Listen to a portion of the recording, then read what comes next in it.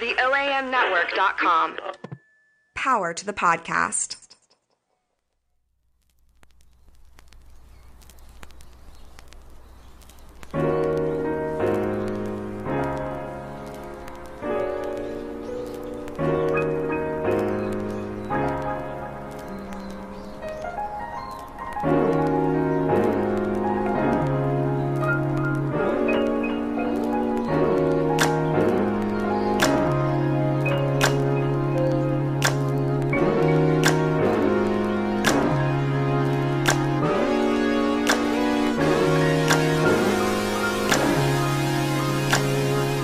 Millennials, the lit ass podcast. Lit. Yeah. Ladies and gentlemen, welcome to Dear Millennials, the lit ass podcast, episode 13. Make sure you search us on Facebook at Dear Millennials. Follow us on Instagram at Dear Millennials _ All right, Twitter at The Millennials Pod. Search us on YouTube, Dear Millennials Podcast. We are on Apple, Spotify, SoundCloud, all that, Google Play. All you gotta do is search Dear Millennials. Make sure if you have any booking, sponsorship, donations, or any other inquiries, just email us at dearmillennialspodcast@gmail.com. Ladies and gentlemen, you are in for a very special treat. Welcome to episode 13, Skool Daze. All right, wake up! Consider this episode the state of the Black Greek letter organization's address. During this episode, we want to explore the reality of being a part of Big Lo's, right, Black Greek letter organization, and the image that they portray in light of the Divine Nine organizations being sued more than R. Kelly, legal battles with minors. Is it worth it?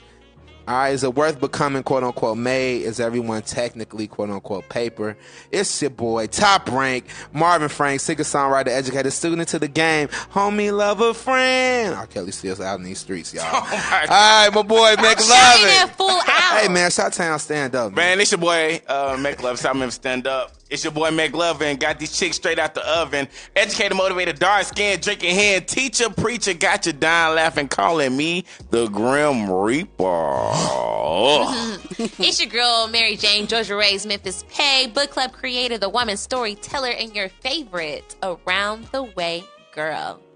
And y'all already know who it is. It's your girl OPP, aka South Memphis Queen, also known as the Memphis Finest.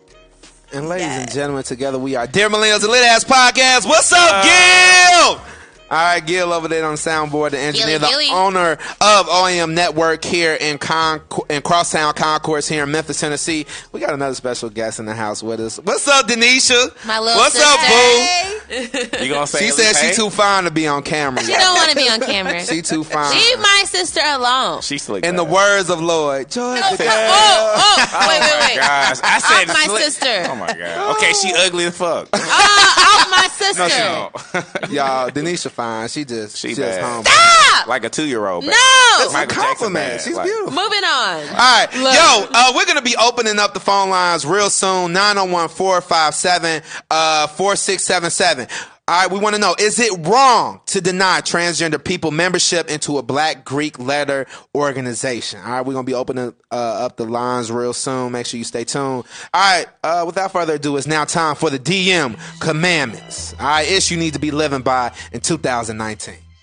All right, so let's start us off. If you are familiar with our podcast, you already know how we're going to start it. Thou shalt not Support Trump. Fuck no. Nah. Definitely no. All right, moving on to commandment number 2. Thou shalt classy clap back. Shout out to Aisha Curry for making sure that she is going to make her presence known. Y'all ain't going to come for her if she ain't going to come back, all right? Make a classy clap back if somebody is bothering you, right? Can I add to that? And support your woman as well, because Steph definitely did applaud the stance that she took, even though I know he handled that ass at the crib. But or maybe not. Maybe they discussed this issue before she even went on air. No, he said, baby, you don't be putting our business out. We like all that. know that this was a female-male battle, and that's all it's going to be. I'm pretty sure Steph and Aisha handle it. Keep it moving. All right, number 3, thou shalt have faith in God. Faith in God. Congrats to Greg Lee's being cancer-free. Yes. You know, Hashtag fuck Nene, cancer.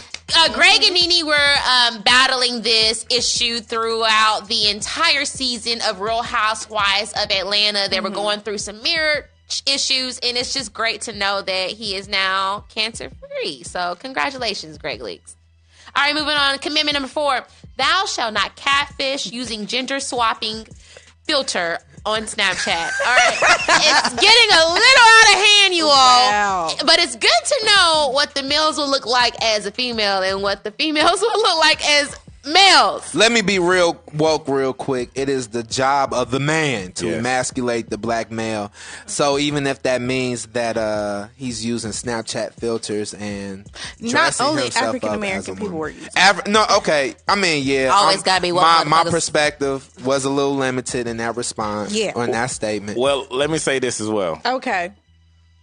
I'm fine to sell either way. Fuck you, man. The fuck? And my You a little bad brother bitch? was too. I'm a baddie. Fuck you, man. Exactly. My little brother looks exactly like my older sister. So your brother tried Yeah, to I filter. was just about to say, I didn't try to filter. That's a little suspect. we all look like each other's siblings. I feel like I Yes. look like my little brother. And I feel like other people looked like their mothers if they were a male trying the filter. Like, it was just hilarious to It me. really was. It Okay, was number just fun. 5. Thou shalt love thy body. So it's a lot of issues. I wouldn't even say issues because, I mean, hey, do what you want to do with your body, but love it. But a lot of people are pursuing plastic surgery and not realizing that eventually that causes problems for your health. I follow this woman. Her name is The Glam University, and a lot of you all have actually follow her. I believe so, a lot of females.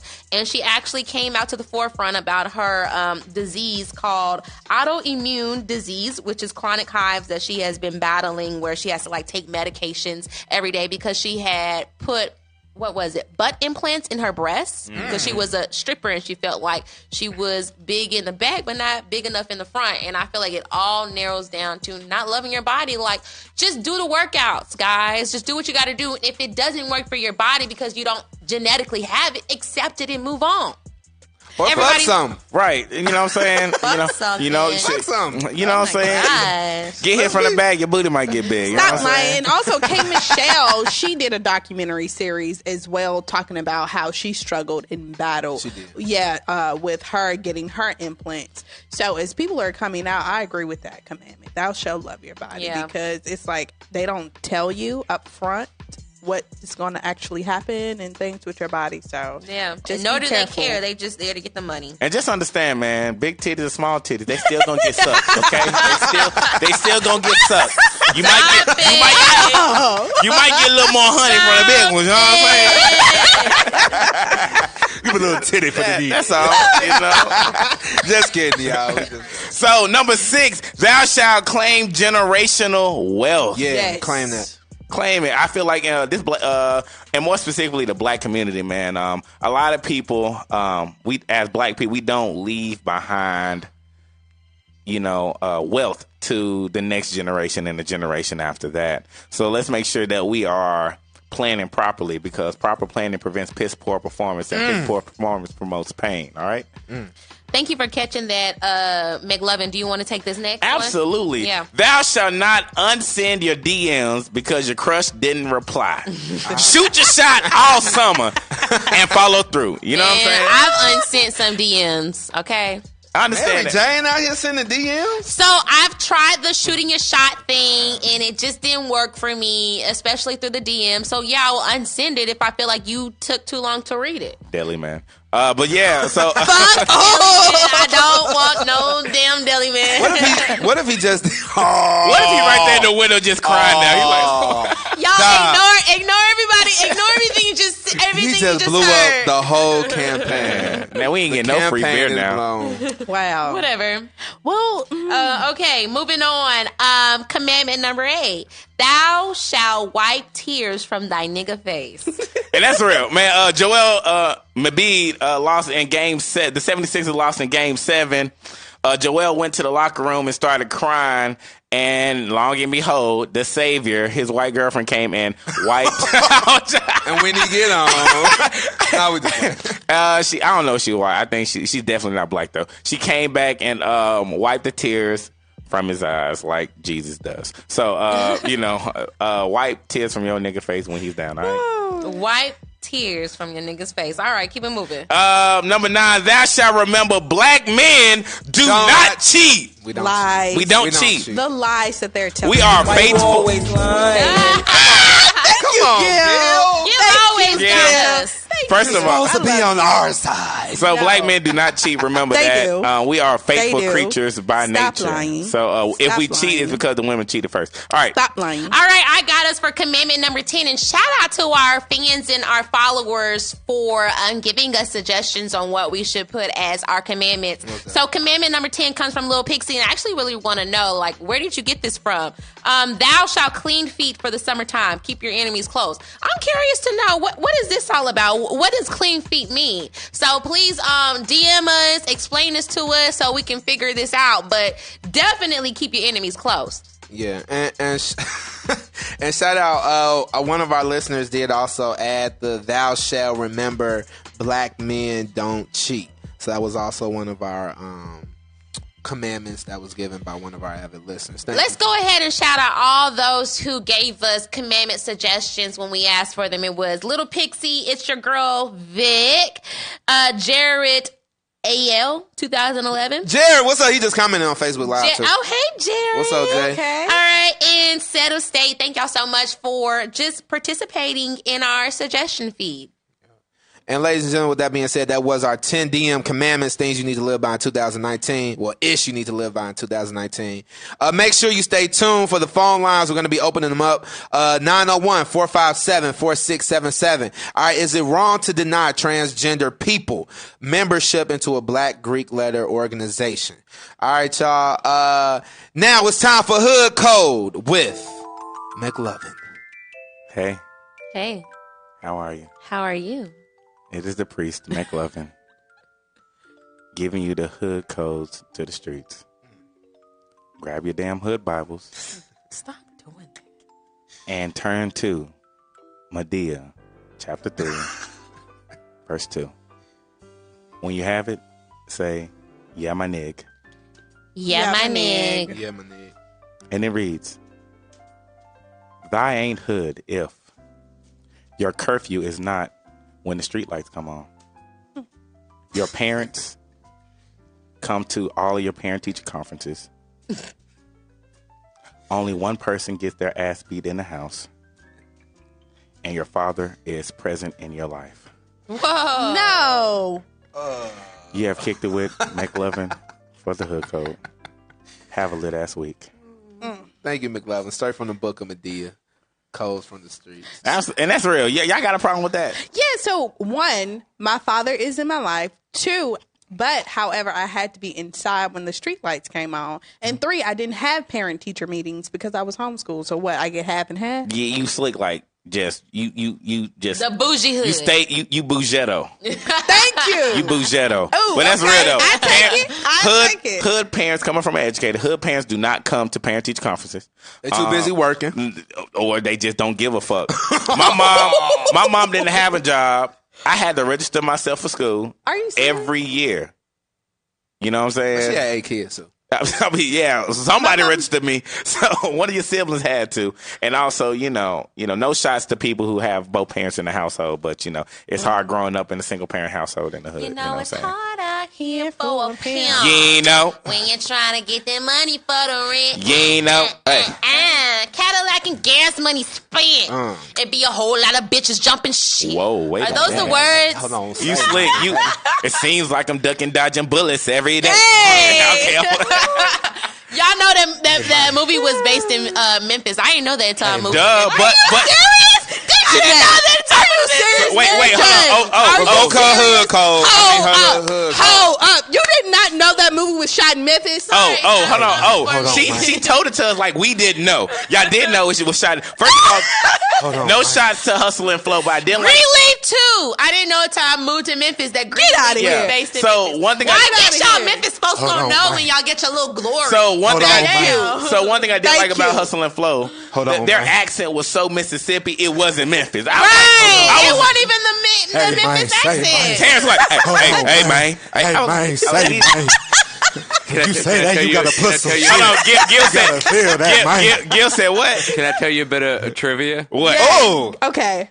A director of Hustle and Flow, Craig Brewer, lives in this building. That's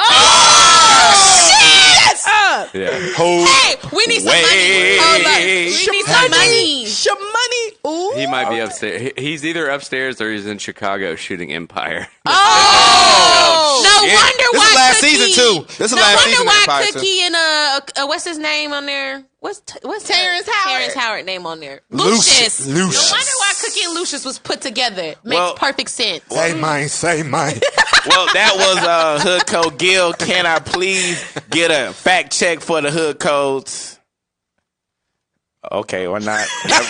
Never mind then. Cue the DJ. Those are the facts. Hey, man, say, man. Those are the facts. Thank you, Gil. I love doing that. Hey, man, say, man. He sound like he's shaking. Man.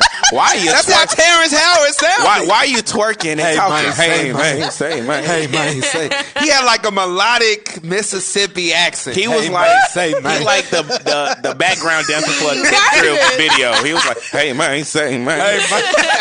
Yeah, cerebral palsy. I bet you he stutter text. All right. Wah, wah. Damn. What? Y'all are fucking know lit what? No, today. this is y'all. So we're about to open up the phone lines real soon. So 901-457-4677. Is it wrong to deny transgender people membership into Black Greek letter organizations? All right, wake up! Hey. Wake up, y'all. Consider this episode the state of the Black Greek letter organizations address. During this episode, we explore the reality of being a part of Bigelow's. That sounds so weird.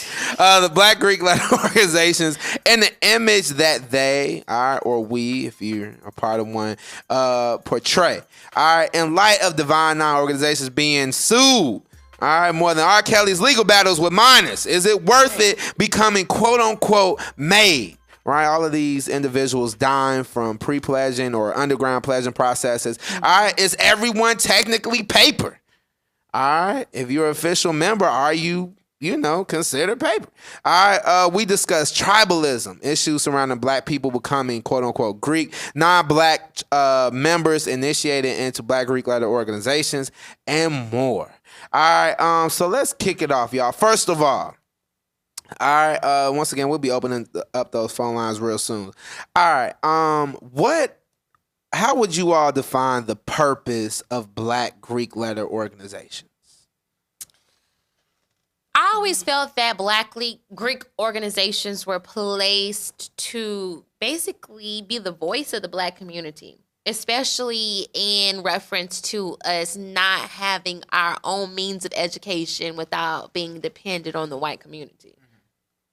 So you think about civil rights acts, things that we needed help on within the community. I felt like initially we were placed to be united, to build service. Yeah, I mean, I think generally speaking, everybody stands on the foundation of service.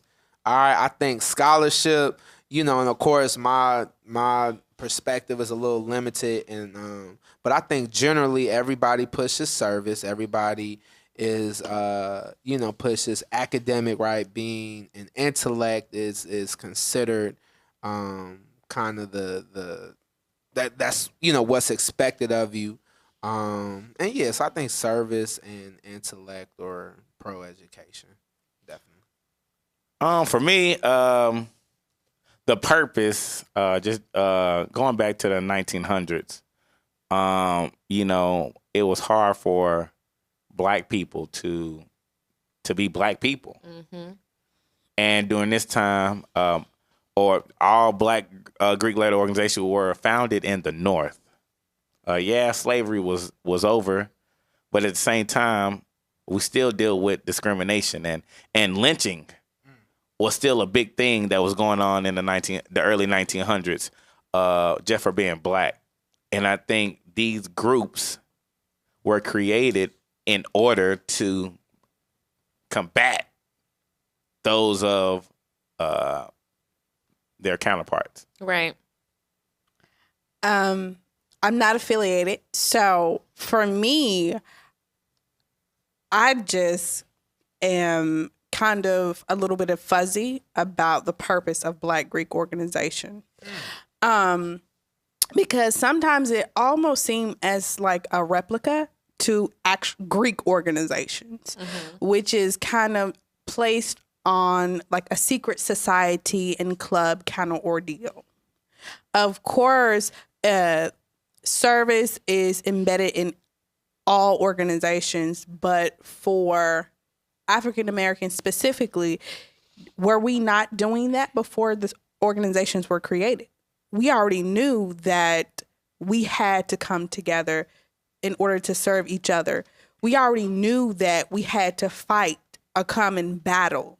We already knew, before these organizations were created, we already knew, and we had an unspoken word of just, protecting, serving, educating, and bettering our community. So let me ask you a question, though, because I get what you're saying, but a lot of our advocates were affiliated with Black Greek letter organizations. So, yes, we already knew that we had that union, but where did those voices come from? They were affiliated with the Black Greek organizations that were a helping hand to get the job done. Well, okay, so I feel like that speaks to when you look at early, organization of Black Greek letter organizations. All right, the early organizing of them. Right. All right. I'm a member of Bloody Beta Pi Lane College. Bloody Beta Pi chapter Lane College, F5 Fraternity Incorporated. Right. So if you consider history, right, you know that historically, right, we've been marginalized. Right. So there were times specifically with my founders that we were founded at a predominantly white institution, right? So I think there's always been a strive to kind of unify and organize a group of Black intellects within higher education. So, when I think about the early formation of Black Greek letter organizations, I think about they're wanting to be, all right, on these campuses. And even if you're at Howard, where most of the many of the Divine Nine were founded. What's the purpose of HBCUs then? Because whoa, don't come for HBCUs now. No. Cause he said no. He said higher intellect. That was the purpose of HBCUs. Because we knew we needed higher education to combat and fight. It takes and more things than like one. That. It takes more. No, we than have several one stream. HBCUs. But I mean, hey, we have several HBCUs in different demographics in different areas. We can't just have one HBCU and expect for all Blacks to migrate to the area where those HBCUs are. But we have several. That's okay, nothing. what's wrong with having several? No, it's nothing wrong with it. He said that. Repeat that again, Marvin, because he said Black Greeks were formulated in order for some type of higher education and just the pillar kind of higher. Well, if I think about my founders, right, I think about them being a predominantly white institution, right? They're high intellects, right? They're in an environment where they are not wanted. They're in an environment where they are the minority, right? So creating an organization, a group where intellect is celebrated. There was a sense of community. It was an opportunity to come together. So to address whatever, and I forgot what your question was, I feel like a lot of Black Greek letter organizations were formed to formulate groups of high intellects, people willing to serve, all right, and things of that nature. And I said that is in the purpose of HBCU. But understand this. Well, understand. HBCUs weren't founded. I mean, they weren't necessarily founded by black people, though. But Yeah, that but is also very but true. also understand this: we have black people that don't attend HBCUs, so people might have founded the fraternity or sorority on these black campuses, but to expand it, you know, they went to these predominantly white institutions. And in order to bring them along, like, hey, look, we know how you are, how you feel being on this white campus, you know, and we want you to feel welcomed in some way, form, or fashion. So we're going to initiate you into this fraternity, and we're going to make you have a chapter at this university, so that way you can get more people like you to come join this fraternity that might be lacking or might be feeling that, who need to fill that void of what it means to be black on a white campus. Okay, I completely understand that because of the school that I went to. But what if you do not have the means to join? Where does that leave you? So what do you mean by means? What if you don't have the means? Because isn't it dues? There are. Okay, so what if you don't have the means to join? Where does that leave that black person? Where does that leave you? I think we're straying away from the purpose and now to where we are now. Because I can't speak on where we were placed with joining the organization when it was first founded or when it was most needed. But I think now it's definitely a different like dialect of how, you know, who we are, how to get involved and, you know, in what you become while you're a part of it. Yeah, and to answer the question, I think everybody is founded on the same principle. Academics, service. Yeah, and I think those are the top two. I mean, so yeah, we're talking about purpose, and especially if you look at today and you know, considering like what purpose do Black Greek letter organizations serve in the 21st century? Yeah. All right, if you think about NPHC, National Pan-Hellenic Council.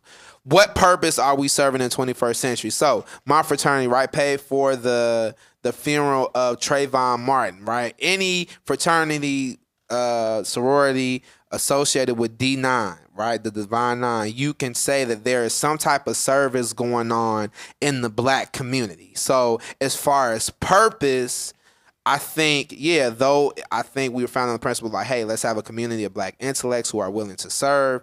Also, it was meant to better the black community. I think that's ever present today. I think that, however, I agree with what you're saying, but I think that in this 21st century, our purpose has kind of diminished, and we're a little minute to our purpose. Thank you, Mary Jane. I feel like we're very quiet. I feel like although that we are, you know, doing what we can and what we should, we could be doing a lot more, and we can be in unison of what we can be doing in this 21st century.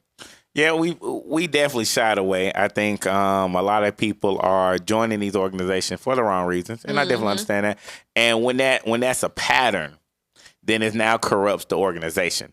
Because if everybody originally is joining this fraternity or sorority for a positive reason, then we have the new generation of Greeks who are joining for the negative reasons. Then now they're going to bring in more people who are going to join it for those negative reasons, right, which now is moving us further away from where the fraternity or sorority purpose had was. a purpose for. So there's a phrase, right?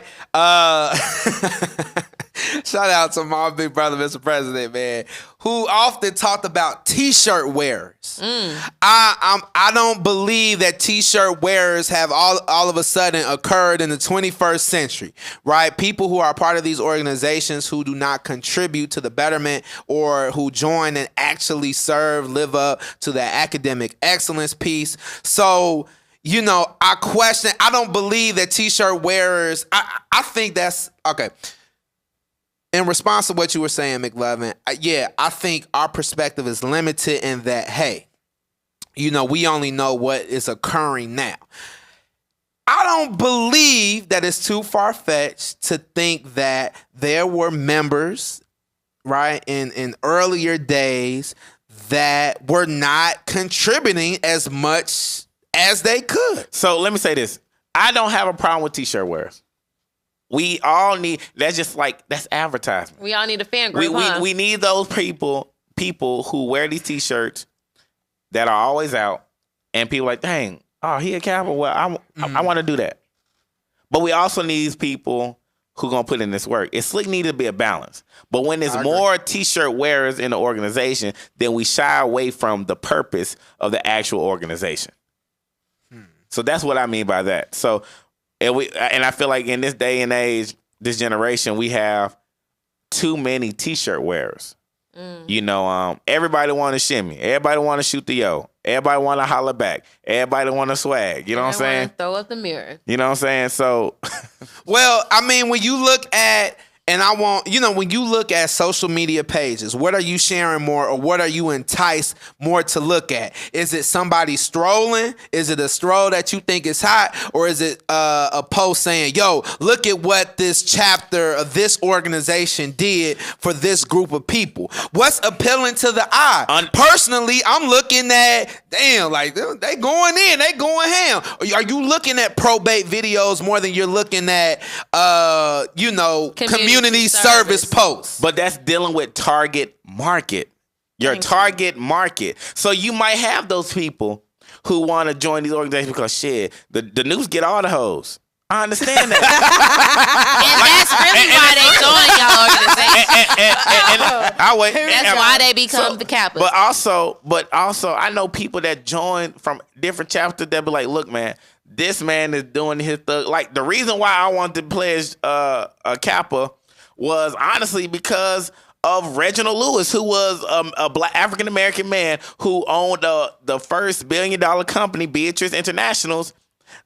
You know, and when I realized that he was a Kappa, I was like, damn, well, you know, I want to pledge Kappa. And that was when I was in the 11th grade doing a Black History project. Right. Not because I saw the Noops shimmying, putting whipped cream on these hoes. No. No, I joined because I saw people like him, people like Wilt Chamberlain, people like Marvin Sapp, people like, Never would have made Cedric the Entertainer and others who paved the way, who broke barriers, you know, in the name of Kappa.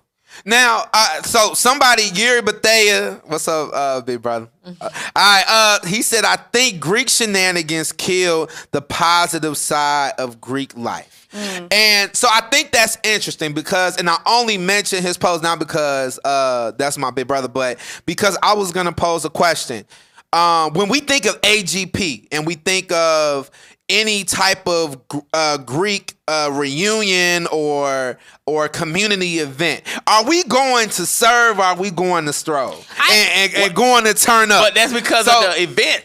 If it was a March of Dimes, interesting. If it was Phi Beta Sigma and Zeta Phi Beta with the March of Dimes, if it was Kappa Alpha Psi for the Hank Aaron 5K run, you know what I'm saying, or if it was the Alphas go to high school, go to college events, then of course we're not going to be shimmying, Sigma walking and aping out at these events. But will there be the same turnout? Will it be?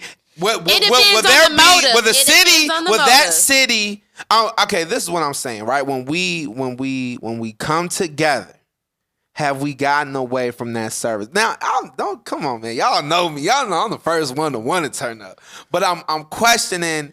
Have we gotten away from that service piece? Has it become more of a party? I feel like it depends on the motive. But I also I'm feel saying, like, generally hold on, speaking, I'm not finished. I also feel like no, because I let you talk. Now I'm about to budge in. I feel like, okay, it doesn't matter if it is a higher volume of entertainment coming from the strolling or a higher volume of entertainment coming from Atlanta Greek Picnic. Because at the end of the day, if you're about your organization, you're going to provide that service, but it's all in the entertainment and what you want to get out of it. But I'm not saying that we are not also providing that service. It's all about entertainment. You shouldn't use community service. This is what I'm talking about. But you shouldn't use community service as a means of entertainment. I'm talking about the image that's being portrayed. Are we portraying more?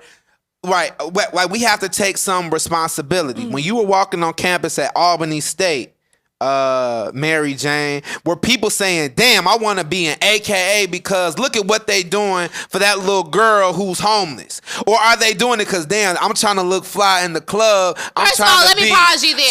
When I was walking on the campus of Albany State, I had little to do with AKA and a lot to do with SGA. I had little to do with AKA and a lot to do with my student body. I didn't have time for AKA. Yeah, I had those letters on my chest, but I was vouching for my school.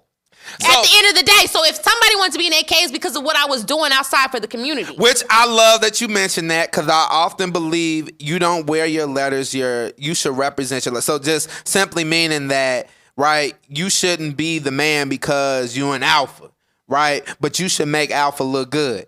But I'm still questioning, what is the image that Black Greek letter organizations are portraying? If we say that there are more T-shirt wearers, as McLovin has said, yeah. If we're claiming that is what is happening now, whose fault is it? Are we portraying an image of more of the party life versus the real work that has been done? And I'm going to quote my big brother, the real pledging starts when after you are off fun. But so going back into that, so and it's crazy that you say that, you know, a lot is a stigma that, you know, oh, you're a frat boy, you're a Greek girl, you know what I'm saying? I mean, you're a frat girl, you're a frat boy, you know what I'm saying? All you do is party, all you doing is drinks. You know what I'm saying? But honestly, I think the NPHC does more service than those of other Greek organizations, such as the IFCs and the Panhell. You know what I'm saying? Hold on, McLovin. Y'all, go ahead and start calling in 901-457-4677. 901-457-4677. Is it wrong to deny transgender people membership into Black Greek letter organizations? All right, so IFC. So IFC is, you know, the Interfraternity Council. Then we also have, you know, the Panhell. You know, so the NPHC is different because we don't just party. We're you know, for the most part, all the organizations are not social organizations. Most of the D9 are service, except for Kappa Alpha Psi, because we are a social organization. I don't know about y'all. And but even in that, you know, we have these white Greeks or Greek-led organizations who got frat houses on campus, you know, are portrayed in movies to be, you know, the frat house, you know, where beer pong is being played and you're turning them upside down and you're drinking all the beer and you're chugging it down, this and that with the woo. But you know, I don't think that's portrayed in the Black Greek letter organization. You know, okay, I'm sorry to cut you off, McLovin. I'm not worried about those Greek organizations because when I grow up, I'm looking for my people to make a change. And that's the thing. When you're a little kid, that's what you're looking at. And when you grow up, that's what you're looking at. And when you do go to a PWI versus a HBCU, you need some space to call home. And that is right. When I didn't know nothing about Greek life until I was in the 4th grade, when a man of Omega Psi Phi taught me how to shoot dice and play dominoes at the Boys and Girls Club on Walker Avenue. Thank you. And which was still South Memphis. You know what I'm saying? Which is still, in my opinion, a positive thing because then that's a bonding moment that I had with a man growing up without a father in my life who taught me things that I feel like I should know. Consider this too. I think what is different about Divine Nine organizations versus any other organization, most white fraternities don't have graduate chapters. They don't. So they're not sustaining post-grad. I mean, they're not, you know, they're always a member, but they're not continuing their membership through meetings, through service, blah, blah, blah, after undergrad. So I think what's happening with undergrad, with Divine Nine, we have graduate chapters, right? We're the graduate chapters are basically, in my opinion, they're helping sustain that fraternity or sorority. All right, with grad membership, whatever. So when you have a white Greek letter organization who does not have a grad chapter, I think it's a lot easier to give back and to make sure, oh yeah, we're gonna have a frat house because I'm not paying dues. Yeah. You know what I'm saying? We can give more to the undergraduates because there isn't as much of a commitment or financial, especially a financial commitment. But it's different because I also feel like, hold up. I also feel like black Greek letter organizations have a lot more heat than white Greek letter organizations. So when you think about it, who's in the news press about hazing? All right? Who's in the news press about shit going wrong? I don't see no white Greeks. You know? No, they always in the news. No, but that goes to my next thing. Hazing has been a thing that only been looked at on black Greek letter organizations. Exactly. But in actuality, there's more hazing incidents in white organizations than black. As a matter of fact, the first hazing incident where somebody died was in 1873. Wow. You know, somebody trying to join Kappa Alpha Society. You know, and ever since that day, from that day on to 2019, there's been over 221 hazing incidents that led to death, and only 22 came from black Greek letter organizations. Mm-hmm. So speaking of hazing, right? If you are hazed and you go through your process, you are considered quote unquote made. Right? If you do not go through the hazing process in which somebody is pledging you outside of the regulations or the requirements of whatever the national office is requiring of you, you are considered quote unquote paper. And y'all, make sure you tune in. We want to know, and we're going to touch on it a little bit later. 901-457-4677. Is it wrong to deny transgender people membership into a black Greek letter organization? So let's identify the difference between what is considered quote unquote made, what is considered quote unquote paper, as you were really kind of. And honestly, man, it's three parts, man. And I think a lot of people think being hazed also means being made.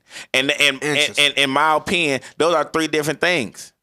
Those are three different things in general. Just because you being hazed doesn't mean that you're quote unquote made. You know, in my definition, so we got hazed, we got being made, and we got being paper. Being hazed, of course, is doing things that you are told to do against your will, you know, in order to be to join an organization. That also include, you know, physical and mental hazing. Getting paddled, you know what I'm saying? Swinging wood, you know, that's a form of haze. Buying items for your older brothers or your older sisters in the organization. But that doesn't necessarily mean you're made. My definition of being made is you internalizing the process in which you went through in order to better yourself on top of the knowledge that you need for the organization. Yep. You know, for example, man, I know people that been hazed, got their ass beat, and don't know shit about Kappa Alpha Psi Fraternity Incorporated. Just because you got your ass beat doesn't mean, oh, I'm made. Because when I ask you certain questions, you don't know shit. You just, honestly, just got your ass beat by niggas in red. I mean, crimson. Which speaks to being renegade as well. So if, you know, you're made, but you're not a part of the organization. I'm going to say this.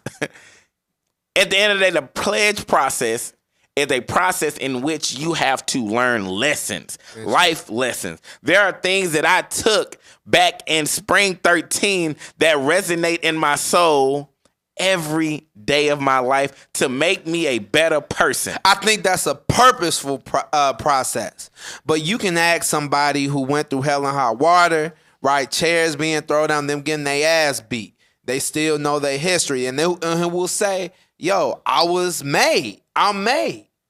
So I think it's relative to the chapter. It's relative. Yeah, especially not only the organization, but especially the chapter. So everybody didn't have a purposeful process. So that was meant to build character. That means they're not made. According to your definition. And sometimes people are like, man, you ain't made right. If you're not made right, that just means that, I mean, you can claim that, yeah, you might know history, but what have you learned from this process? I think it's all to each his own, which also brings us to this idea of tribalism within Greek letter organizations and our chapters. We have people within the same group who will have an issue with another chapter. And that's real. But that also goes back to the pledge process. First thing first, one thing I didn't do, shout out to the Big Money Beta Mu chapter of Kappa Alpha Psi Fraternity Incorporated.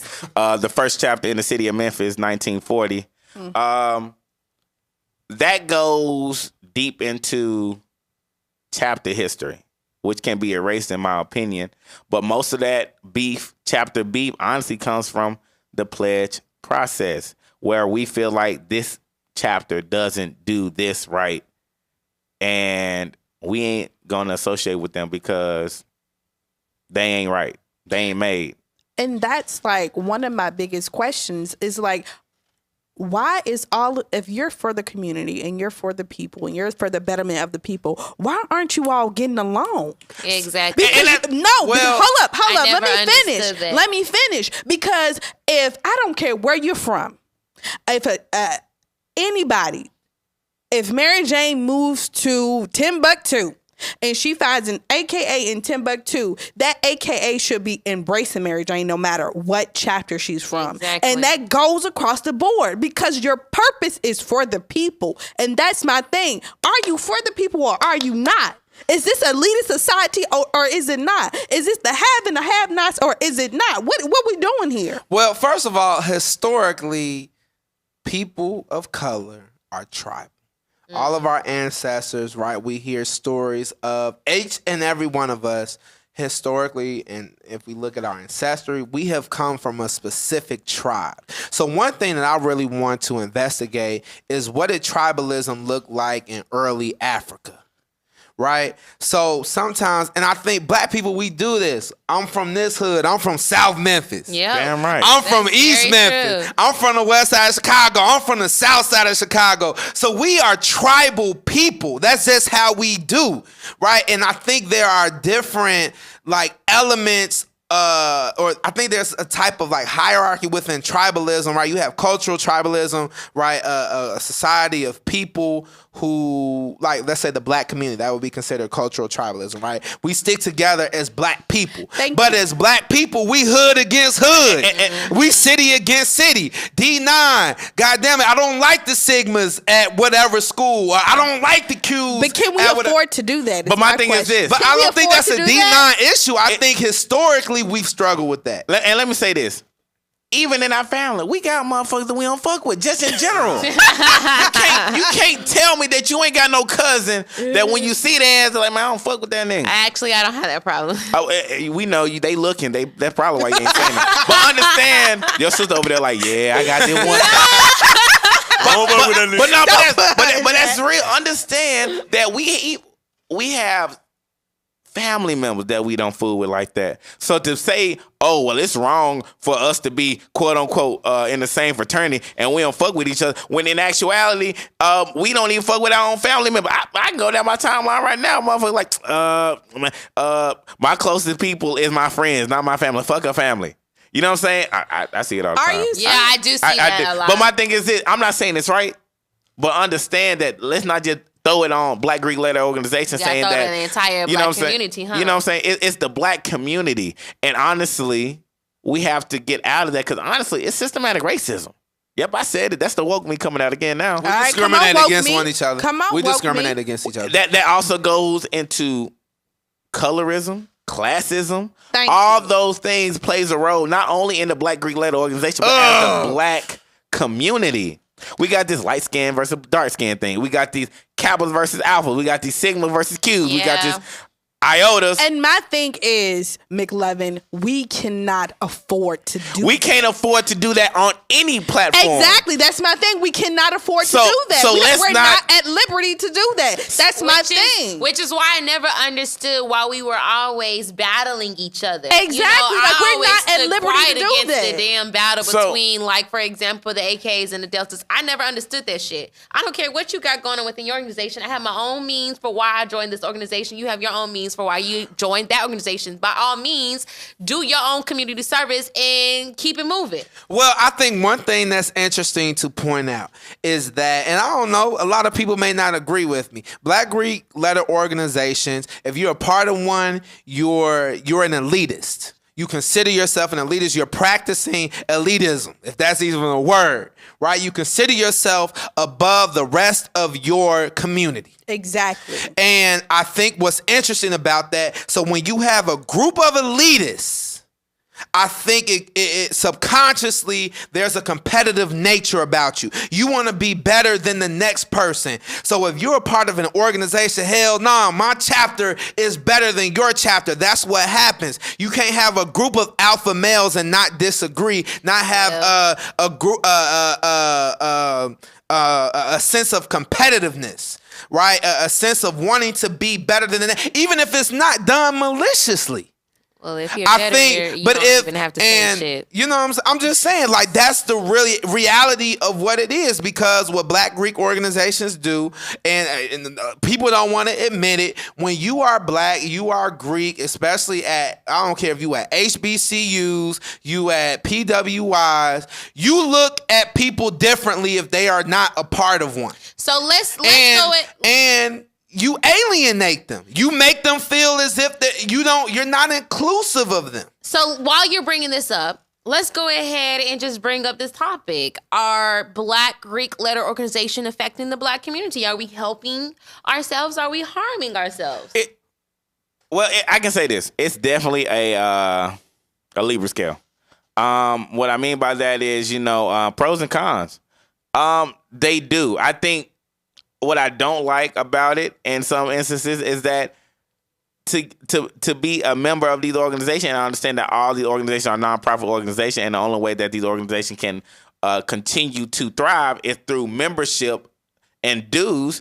But why are they so high? And I understand it goes back to lawsuits and hazing, but then we have undergraduates, men and women, who are paying $2,000, $3,000 just to join these Greek letter organizations. And then on top of that, I'm sorry, they're first generation low income. And then that's where I was getting at. So my thing, we got these kids who want to be a part of these Greek letter organizations, but then they don't have the means to join these. So then now, it harms them.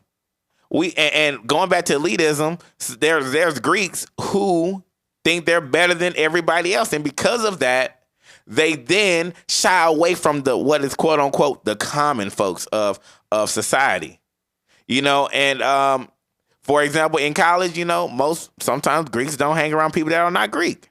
Thank you. Your circle is your circle. Yeah. And that harms, because then once again, that goes back to classism in the Black community. I don't fool with this person because they ain't Greek. You know what I'm saying? Or I don't fool with this person because they are alpha. Classism, Black Greek letter organizations sometimes can be a form of classism. It is, and which makes me challenge, right? If the origin of Black Greek letter organizations, if we're being honest, it comes from a standard, it comes from a template that was set by a white Greek letter organization. Thank you. If we're promoting colorism, right, historically, and this ain't no shade to AKAs, this is just facts. Historically, right, the brown paper bag test, right? If you weren't a certain color, you can't join us. You can't sit with us. So we historically have tried to fit into this. We've tried to sit with the Joneses in a sense. So I think sometimes it's a challenge. Yeah, we do great things for the community, but sometimes we have to sit back and look and say, damn, am I really continuing a vicious cycle of marginalizing a group of people, right? Am I alienating those who aren't considered worthy, right? Because at the end of the day, kids, especially in undergrad, are choosing who are a part of these organizations, which comes with a lot of bias, because I know people personally who have been great fits for organizations, but have not been a part or were not able to be initiated in the process because somebody that was a part of it was jealous of them. And that goes into the topic of today, Greek life and the LGBTQ community, where it's like, I'm gay, and because I'm gay, that slick disqualifies me from being member of these organizations. So let me- Discriminating, what they call it, interracial racism. Well, I don't know if that would be interracial racism. The act of like discriminating or being racist against a certain group of people, even if you all are part of the same. So recently we saw a post about Zeta Phi Beta Incorporated basically letting us know that they will not allow transgender to join the organization. They received a lot of heat about that, and they actually have turned around and said, actually, there is no ban, and that they will allow transgender. So our question is, now, is it okay for transgenders to be associated with the sex that they claim, correct? It's a tough one. It's a tough one. It's tough. Because now I feel like... And we're going to become hypocritical based on our answers. So, because I feel like this. It's a big pickle. You know what I'm saying? No pun intended, because I got a big pickle. Shut up. Woo. Anyway. Why did I laugh at that? That is You terrible. gay. But no. Why you always lying?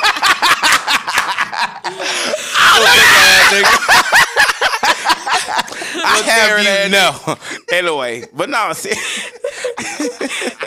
he said we got 5, and he gonna put that out. No, seriously though, because then we have people who are breaking these records in life, all because they're transgender. It's a lady who's a transgender who is now like the woman who lifts the most in the world, but she was originally a man. Is that fair for her to be recognized as a woman, knowing that she has the strength of a man? Yeah. I don't know. McLovin, I'm sorry. So you telling me it's okay? And I'm not saying there's not strong women out there, but we got a man who's transformed into a woman who now is bench pressing and deadlifting damn near 300 pounds. I feel that. So now we go into, is it okay for transgenders to join these organizations that they feel like they identify as? Mm-hmm. Is it okay for us to have a transgender? So is it transgender woman, meaning that a man transformed into a woman? Is that the term? Can I say this? I think it's difficult, and this is why I say this. I don't know, and I don't think any of us know what it's like to wake up every morning from the day that you were born, well, for as long as you can remember, and to feel like you don't belong to the body that you're in. I don't know what it would feel like to wake up and feel like, damn, I feel like I should be a woman. I don't know, and I can't fathom what that feels like. So, I have some empathy for those that, think about it. It's a lot to go through, like a whole sex change, to change your whole orientation of your body, to become this and to pay this money and to say, hey, I want to be identified as this sex. And then when I am that, when the rest of the world, right, when I put on my tax form, I put it this, I get to decide, hey, I am this. Then for me to, be denied something with, deny membership with something. If I am legally, if I'm legally on document a woman or a man. So what does that say when historically, right, McLovin, and then I'm done. Historically, we were seen as inhumane. We weren't seen as human. Black people weren't seen as human. We were lesser than. Yep. So is that a similar argument? Can I argue that you don't see me as human? You don't see me as this, but I'm being denied the opportunity to, So my thing is this. First of all, there's history on Black Greek letter organizations denying people who are of the LGBTQIA plus community. Is it right? No, it's not right. It's not right to deny someone, oh, you're gay, so you can't join this organization. Or you're transgender. So my thing is this. So we have the organizations that are cisgender, meaning that, born this gender. You have to be that, yep. But understand, if that's a problem, do what the Greeks did already. But you have to create your own. And create your own. Right. Create a transgender Greek letter organization. You know what I'm saying? Create, I was about to make a joke, but I'm definitely not lying, so I can't.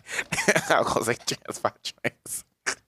Gil, all right, let's answer it to the phone lines. All right, let's see what the folks got to say about this topic. Can transgenders join organizations of the sex that they claim? Dear Millennials, a lit ass podcast. Who's on the line? Okay, I guess they hung up. So,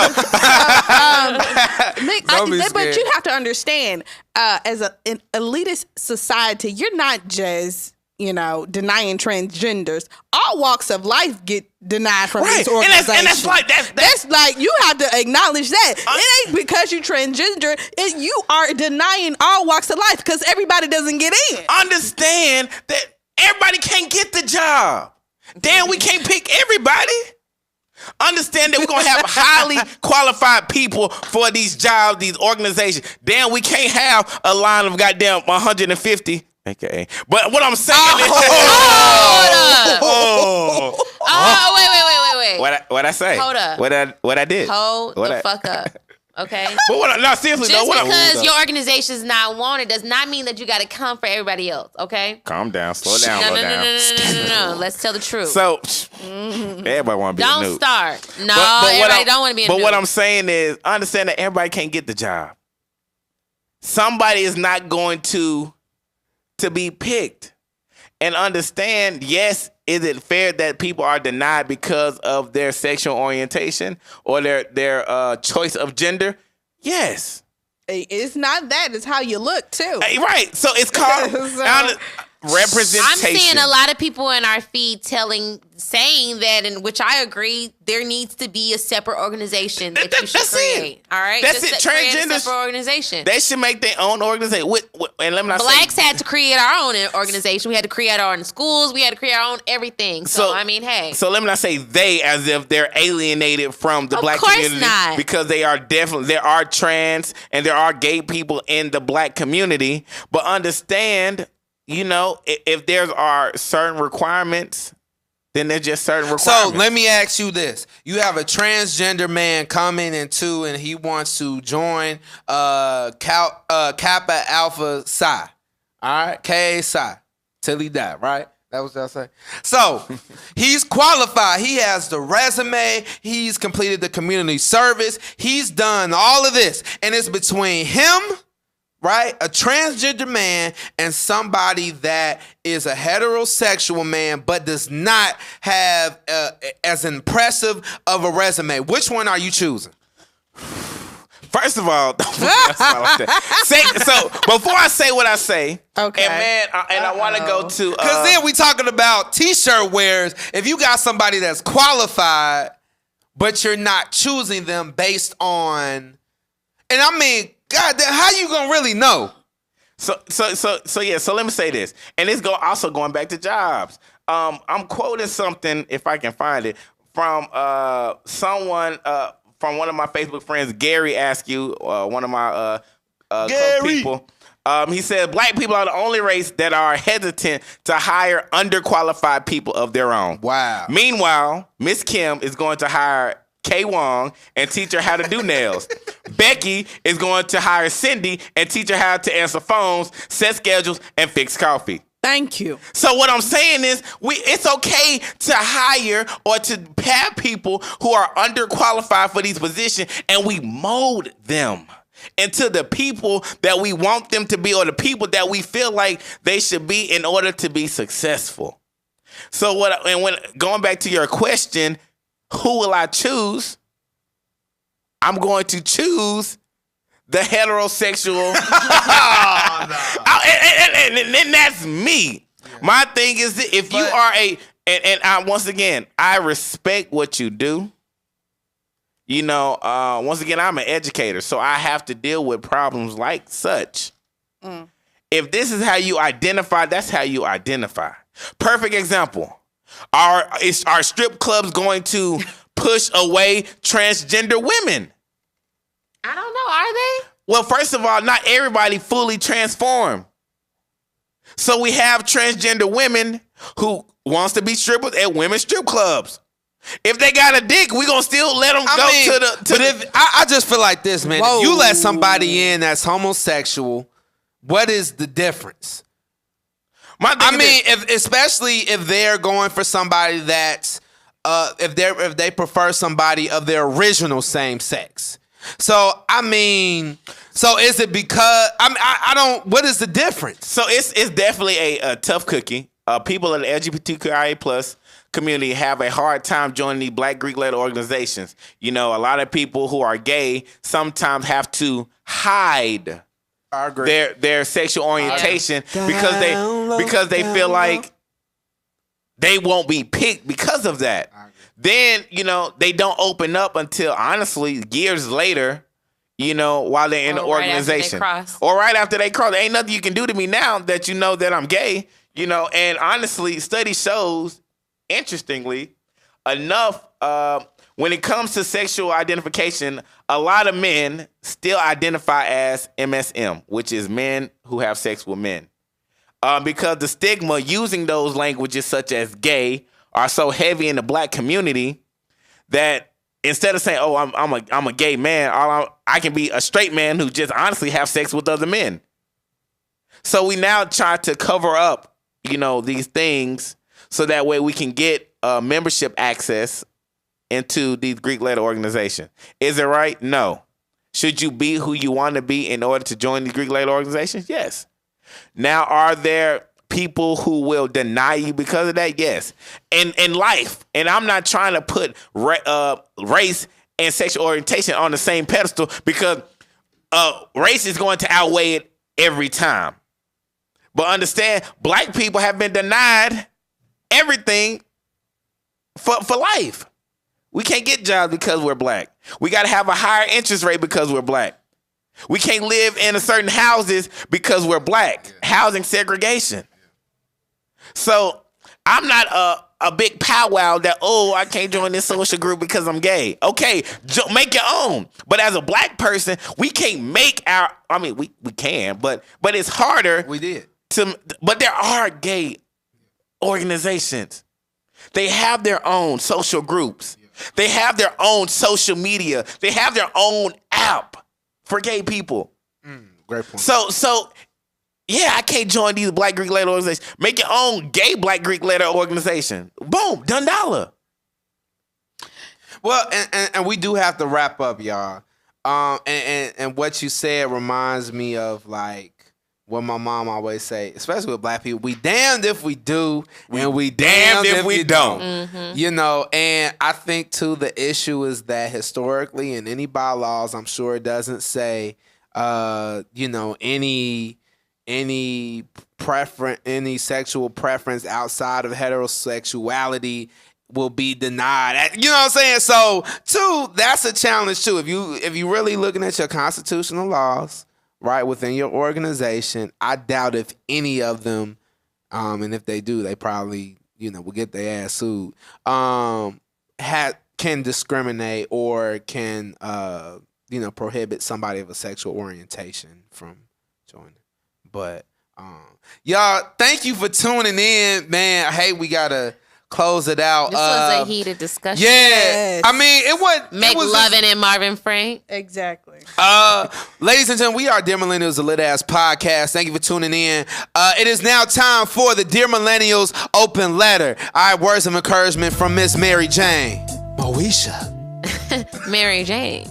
Dear Millennials, never let anyone or anything control your energy. The best way to do this is to make a conscious decision to not allow what people say or do dictate your emotions. Other people's characteristics are truly beyond you. And remember what Gary Vee said. Want to be happy? Have zero expectations of others. And that's how you can live your best life. Thank you for tuning in to our open letter. Thank you, Mary Jane. Words of affirmation, our open letter. Words of encouragement to send you out for the rest of the week. Ladies and gentlemen, I am Top Brain Marvin Frank, singer, songwriter, educator, students at the game. Homie, love a friend. Shout out to my mama. We had a great time in New York, son.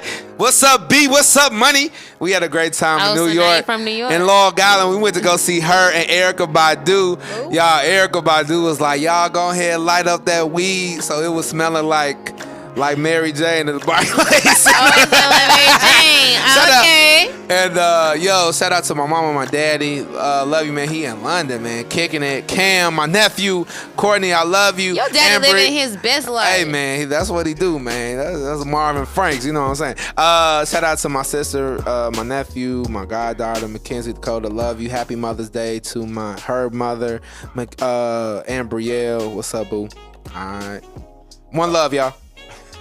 South Memphis Stand Up. It's your boy Mac Love and got these chicks straight out the oven. Educator, motivator, dark skin, drinking hand, teacher, preacher, got you dying laughing, calling me the Grim Reaper.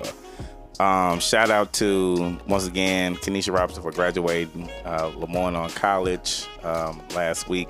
Also, shout out to Spring 96, Big Money Beta Mew. This is you all's anniversary. Shout out to Sweet Lou, Rich Dollars, and Willie. Yo, to the Noops. It's your girl, Mary Jane, Georgia raised, Memphis Pay, book club creator, the woman storyteller, and your favorite around the way girl. Shout out to my little sister, Denisha. Hey, Denisha. Hey, cutie. I'm joking. Stop coming. No, they're not. No, stop. Yeah, shout out to my sister. She came back with me from Atlanta to enjoy the Memphis city streets for about a week or so before we head back to Atlanta for Memorial Day weekend to see my cousin graduate. So shout out to my cousin graduating from Archer High School. Shout out to Albany State University for the graduating class of 2019. Woo, we getting old. We getting old. All right. Shout out to my Lion sister, Ashley Chun, who's getting married in June. Can't wait to enjoy myself at your wedding. This will be the second wedding I've been to as an adult. Are you a bridesmaid? You a bridesmaid? No, I'm not a bridesmaid. Oh, my bad. That means you say your line sister?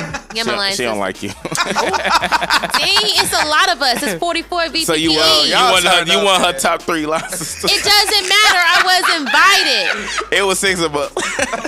Y'all, I need all of 44 VPP to come for DeMarcus because I'm not feeling him right President now. Obama line, ain't it? Please. Oh, wow. And y'all already know who it is. It's your girl, OPP, a.k.a. South Memphis Queen, also known as the Memphis Finest. I want to shout out Miss Ashley Lynch for calling and checking in on your girl. I love you. Dr. Hill, I will see you soon. And also, my biggest supporter, Samarian Sarad, thank you for always being avid listeners and watchers. And Nate the Great, I got you. Thank you. Yo, the lit ass appreciation is coming up, y'all. The craziest party of the summer is coming up. Stay tuned. We closing in on the season, so make sure you tune in next week. How many episodes we have We left? got 2 more left, y'all. Two Two more. All right, make sure you tune in every Wednesday, 7:30 live, Facebook. All right, and with that being said, y'all, ladies and gentlemen, have a lit ass week. Yeah, y'all know deltas are like Q's, right? Y'all know that, so that's like a transgender thing, you know. What? Wow. Are you serious? AJ, please come Thank for you. DeMarcus. AJ, Everybody come for on. DeMarcus AJ, we today. already know where he lives, so I got you on this. Oh Don't my you do gosh. that. I'm done with DeMarcus today. The preceding is an OM production. For more information, go to theoamnetwork.com.